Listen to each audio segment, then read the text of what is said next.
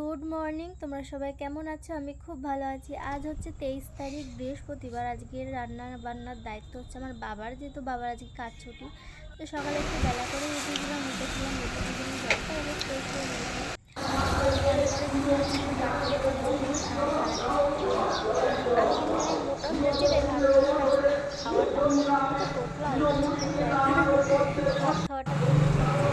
তারপরে গেছিলাম বিকেলে স্যারের বাড়ির সামনে একটা ফুল গাছ আছে, ফুল গাছের ফুলগুলো সব নিচে পড়ে আছে।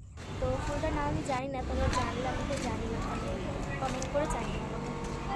তো তারপরে বাড়িতে ঢুকলাম, স্যারের বাড়িতে ঢুকে একটা ভাই এনেছিল কাঁচা আম, তো ওটাই একটু দিয়েছিল, খেলাম। তো তারপরে বাড়ি গেলাম, বাড়ি গিয়ে না আমি খাবো না।